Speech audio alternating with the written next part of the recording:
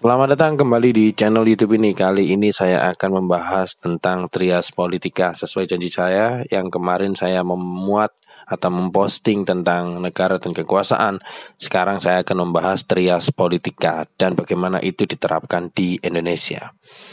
Tapi sebenarnya jangan lupa untuk subscribe channel YouTube ini dan juga share atau berbagi video ini ke rekan-rekan akademis lainnya dan semoga bermanfaat. Oke, konsep trias politika itu digagas oleh Montesquieu. Teori trias politika itu merujuk pada pemisahan kekuasaan atau pembagian kekuasaan. Pembagian itu dipilah-pilah ya, bukan dibagi atau diberikan.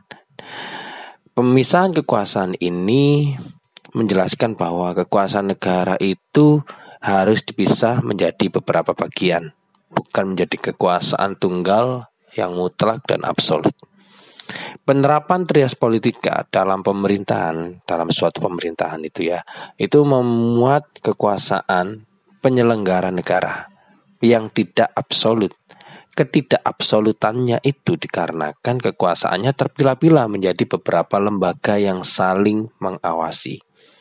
Gampangannya gini, kalau nggak ada trias politika, trias ya namanya juga trias, pasti 3.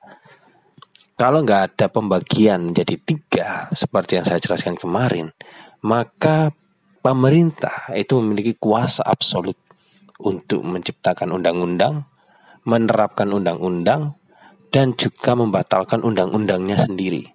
Dan akhirnya menjadi semacam otoritarianisme atau kekuasaan absolut. Jadi fungsi trias politika itu secara tidak langsung itu relevan dengan ideologi demokrasi. Anggap saja trias politika itu adalah praktik-praktiknya dari demokrasi. Karena pembagian itu fungsinya untuk menghindarkan kekuasaan absolut yang mutlak dan tunggal.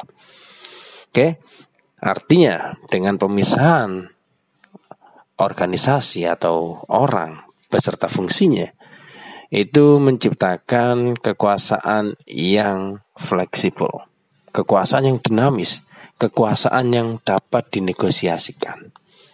Dan itu memungkinkan suatu atau terjalinnya suatu kerjasama antar organisasi atau antar lembaga, antar yang legislatif dengan yang eksekutif dengan yang yudikatif.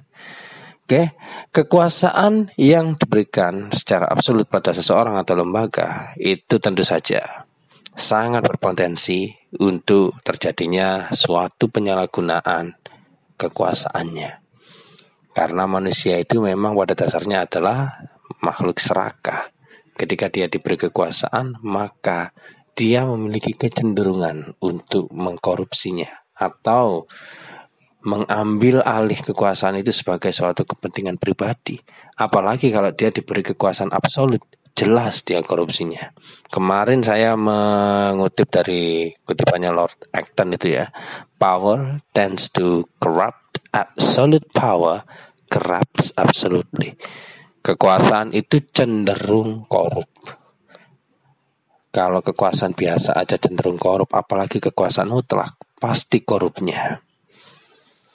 Dan dengan pembagian ini, maka suatu lembaga tidak memiliki kekuasaan absolut karena dia diawasi oleh lembaga yang lainnya. Lembaga yang lainnya juga tidak memiliki kekuasaan yang absolut. Kenapa? Karena juga diawasi dan dibatasi oleh lembaga yang lainnya. Oke, jadi itu adalah fungsi dari trias politika. Dan trias politika itu sering ditemukan di negara yang menggunakan atau menganut paham demokrasi. Demos dan kratos, kekuasaan pada rakyat. Dan kekuasaan rakyat yang diwakilkan atau direpresentasikan oleh pemerintahan dengan lembaga-lembaganya, itu akhirnya bisa menjalin suatu komunikasi karena kekuasaannya sama rata. Masalahnya, kalau kita berbicara tentang sesuatu yang ideal dalam pikiran kita, maka trias politika itu sangat indah ya kalau dipikirkan. Sangat sempurna, sangat ideal kalau kita taruh di dalam isi kepala kita. Yang jadi masalah adalah yang namanya ideologi itu sempurna dalam pikiran, ideal dalam pikiran. Tapi kalau dipraktikkan selalu menjelaskan atau menunjukkan kecacatannya atau keretakannya dan bahkan kekeliruannya dalam praktik. Sama kayak cinta. Orang bisa mengatakan cinta yang sesungguhnya, cinta yang terakhir, cinta yang sempurna. Aku mencintaimu dengan apa adanya. Kamu adalah, wah, kesempurnaan cinta itu sangat mudah ketika itu diekspresikan secara verbal dan secara tekstual. Kenapa? Karena secara kebahasaan, ideologi itu bisa disampaikan atau diekspresikan dengan bahasa. Masalahnya, ketika itu dipraktikkan, cinta itu nggak datang atau nggak hadir secara utuh. Apakah cinta itu adalah secari surat cinta? Oh, tentu saja tidak. Apakah cinta itu sepucuk bunga? Oh, tentu saja tidak. Apakah cinta itu adalah sertifikat rumah, sertifikat tanah, mobil, kendaraan? Tidak seperti itu. Bahkan ketika kamu menawarkan kebahagiaan, apakah cinta itu sama dengan kebahagiaan? Tentu saja tidak. Jadi ketika kita mempraktikkannya, di sana perjalanan ideologi menuju manifestasinya itu selalu menjadi masalah sendiri. Oke, jadi trias politika itu selama perjalanannya atau selama perkembangan waktu itu mengalami semacam keretakan-keretakan dalam praktiknya. Dan tentu saja perkembangan zaman membuat suatu dinamika dalam trias politika. Jadi trias politika mungkin ke depannya atau mungkin saat ini kita mengalaminya bukan lagi terfokus pada yang eksekutif, legislatif dan juga yudikatif. Ya mungkin nanti akan ada lembaga lagi yang federatif mungkin dimasukkan atau lembaga lagi. Pembagian itu intinya substansinya adalah untuk menghindarkan negara dalam suatu bentuk totalitas dari suatu organisasi atau partai. Sekarang kita menerapkannya dalam konteks Indonesia. Trias politika di Indonesia. Oke, Indonesia itu ya semua sudah tahu kalau Indonesia itu negara demokrasi dan sistem kenegaraannya, sistem pembagian kekuasaannya itu menggunakan trias politika. Namun trias politika yang tidak otentis atau tidak murni. Entah itu sebelum atau sesudah amandemen Undang-Undang Dasar 1945 ya. Jumlah lembaga penyelenggara negara itu tidak terbatas pada MPR, DPR, Presiden, dan Mahkamah Agung. Tidak terbatas pada yang legislator, yang eksekutor, dan juga yudikator. Indonesia itu memiliki lembaga-lembaga lain yang turut berperan. Jadi Indonesia, negara ini, itu tidak hanya dikuasai oleh MPR, DPR, Presiden, dan Mahkamah Agung. Jadi ceritanya sebelum amandemen, lembaga negara itu terdiri dari MPR, DPR, Presiden, MA, Mahkamah Agung ya, Dewan Pertimbangan Agung DPA, dan juga Badan Pemeriksa Keuangan atau kita mengenalnya dengan BPK. DPA di sini itu Dewan Pertimbangan Agung gitu ya, memegang kekuasaan konsultatif dan BPK mengampu kekuasaan eksaminatif. Jadi ada bentuk modifikasi, bukan hanya trias lagi, bukan hanya urusan eksekutif, legislatif, dan yudikatif, tapi ada juga urusan konsultatif dan juga eksaminatif.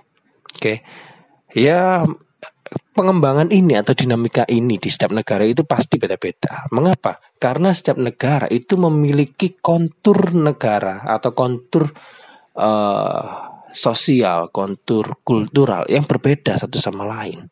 Indonesia dengan variasi suku, etnis, bahasa, kebudayaan tentu akan menentukan bagaimana dinamika itu terjadi di dalam trias politika. Kita semua tahu bahwa MPR dan DPR itu legislatif, memiliki kekuasaan untuk membuat undang-undang. Jadi orang-orang yang di MPR atau di DPR itu ya, kalian harus paham, mereka adalah wakil rakyat. Majelis Perwakilan Rakyat, satunya Dewan Perwakilan Rakyat, satunya majelis, satunya dewan. Kedua-duanya itu legislatif, memiliki kekuasaan untuk membuat undang-undang. Lah, kalau mereka membuat undang-undang tanpa ngobrol dengan kita, ya kasarnya tanpa ngobrol dengan kita, membuat undang-undang yang justru merugikan kita. Lah ini enaknya diapakan? Kemudian kalau presiden itu adalah eksekutif, ia memegang kekuasaan untuk melaksanakan undang-undang. Kasarannya kalau presiden itu ya orang yang mengeksekusi. Tapi presiden apakah bisa membuat suatu undang-undang? Tentu saja tidak. Tapi presiden itu memiliki hak eksklusif untuk menentukan suatu kebijakan atas dasar sifat urgensi. Mahkamah Agung bertugas untuk mempertahankan undang-undang, sekaligus berkuasa untuk mengadili apabila terjadi pelanggaran terhadap undang-undang. Pelanggaran oleh siapa? Ya oleh siapapun yang memiliki KTP Indonesia. Kan itu logikanya. Jadi misalnya Pak Presiden Jokowi, orang-orang di MPR, orang-orang di DPR, orang-orang di pemerintahan dengan tukang becak, dengan bakul sayur, dengan orang-orang yang ada di kelas bawah itu memiliki KTP yang sama. Hanya saja mereka memiliki peran berkenegaraan yang berbeda. Namun peran berkenegaraan yang berbeda ini tidak menjelaskan bahwa suaranya tukang becak itu berbeda dengan suaranya presiden. Suaranya nilainya sama, koefisiennya sama. Masalahnya kadang itu pemerintahan menghitungnya berbeda. Dan ini yang disebut sebagai politik kekuasaan. Seolah-olah suaranya tukang becak, tukang sayur itu cuma setengah. Sementara suaranya ilmuwan, profesor, atau orang-orang di politik, atau orang-orang di pemerintahan itu nilainya koefisiennya lebih tinggi. Lah ini konsep yang keliru. Kalau kita melihatnya dari segi hak asasi manusia dan juga hak politis setiap warga negara. Kemudian tadi ada kekuasaan konsultatif ya yang dipegang oleh DPA. Itu memberikan kewenangan untuk memberikan nasihat, saran yang harus dipertimbangkan oleh pihak eksekutif atau sang presiden. BPK itu menjadi pemangku kekuasaan yang eksaminatif. Tugasnya ya untuk melakukan pengawasan terhadap keuangan negara. Lah, adanya BPK ini sebenarnya secara tidak langsung itu menelanjangi watak bangsa kita yang suka mencuri di rumahnya sendiri. Makanya jangan kaget banyak koruptor. Jangankan koruptor, sejarah kita juga mencatat bahwa VOC atau Belanda atau penjajah lah yang datang di sini itu kerjasama dengan orang-orang elit, orang-orang kerajaan, orang-orang yang punya tanah, orang-orang yang punya modal untuk mengeksploitasi sumber daya manusia dan juga para petani, para buruh dan sejenisnya. Ya, musuh terbesar kita itu adalah bangsa kita sendiri. Jika bangsa kita itu hanya ngomong saja kalau mereka nasionalisme, sementara praktiknya mereka itu selalu korupsi di sini. Lah, itu kalau sebelum amandemen ya. Setelah amandemen itu gimana? Ya, tentu saja ada perubahan pemegang kekuasaan di negara ini. Setelah amandemen Undang-Undang Dasar 1945, jumlah lembaga negara itu malah ditambah. Dan tentu saja proses pelaksanaan kekuasaan dan pengawasannya itu jauh lebih kuat.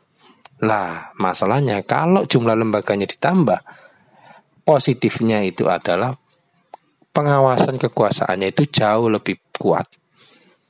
Namun, itu memerlukan waktu yang lama. Dan waktu yang lama ini yang akhirnya menjadi kisruh antar lembaga. Ada 8 lembaga di negara ini ya. Ada MPR, DPR, DPD, nah, Dewan Perwakilan Daerah. Ada juga Presiden, MA, BPK, Mahkamah Konstitusi atau MK, dan juga Komisi Yudisial. Pemegang fungsi legislatif ya sama MPR, DPR, dan ditambah DPD. DPD itu dipilih dalam pemilu dan itu merupakan perwakilan dari setiap provinsi. DPD itu berhak ikut dan duduk untuk membahas tentang penetapan undang-undang. Kemudian fungsi eksekutif ya tetap di tangan presiden. Jika sebelum amandemen presiden itu dipilih oleh anggota MPR lewat suara terbanyak, maka setelah amandemen lah presiden dipilih langsung oleh rakyat. Presiden dapat mengangkat menteri-menterinya atau pembantu-pembantunya ya, untuk membantu kerja presiden dalam kabinet. Jadi itu hak eksklusif dari presiden milih pembantu-pembantunya. Kenapa kok presiden ini butuh pembantu? Ya karena presiden itu bukan dewa. Presiden itu tidak akan paham semua masalah di semua bidang. Makanya presiden butuh menteri untuk membantunya mengatasi masalah di setiap bidang. Kemudian fungsi yudikatif ditangani oleh MA, ditambah MK, dan juga Komisi Yudisial. Komisi Yudisial itu ya perannya mengusulkan pengangkatan hakim agung sekaligus menjaga marwah kehakiman, termasuk perilaku para hakim dikontrol, biar hakimnya itu enggak curang atau enggak adil, atau enggak berperilaku enggak adil. Sementara Mahkamah Konstitusi itu tugasnya yang melakukan uji undang-undang terhadap undang-undang dasar yang sebelumnya ditangani oleh MPR. Jadi urusan untuk menguji undang-undang ya diserahkan pada Mahkamah Konstitusi. MPR ya sama DPR ya merumuskan aja. Sisanya dilegalkan atau disahkan atau diuji kelayakannya oleh MK. Fungsi eksaminatif tetap berada di tangan BPK. Lembaga ini selalu memeriksa pengelolaan dan tanggung jawab terhadap keuangan negara. Biar uang dari pajak-pajak rakyat itu difungsikan dengan tepat. Kalau nggak gitu, ya cuma dihabiskan jalan-jalan sama belikan apartemen bagi tiap sekretaris cantiknya. Oke, jadi trias politika itu menjadi suatu langkah untuk menjalankan sistem pemerintahan yang efektif di negara yang demokrasi. Ketiadaan kekuasaan absolut itu mencegah penyalahgunaan wewenang yang tentu saja merugikan negara. Sebenarnya gak merugikan negara ya, merugikan rakyatnya. Karena negara itu ada karena rakyatnya. Bayangkan ada negara tapi gak ada rakyatnya, itu gak bisa menjadi syarat suatu negara. Memang ada pulau kosong, gak ada. Jadi rakyat itu perlu mengawasi jalannya lembaga-lembaga negara. Masalahnya pengawasan rakyat itu diwakilkan oleh orang-orang di pemerintahan. Artinya kalau di kondisi Indonesia itu rakyatnya hanya terima jadi aja, hanya bisa protes dan komentar serta koar-koar di Instagram atau di YouTube atau di Twitter. Oke, itu saja yang bisa saya jelaskan tentang trias politika dan bagaimana itu diterapkan di Indonesia. Semoga bisa memberikan sedikit pencerahan. Thanks for watching.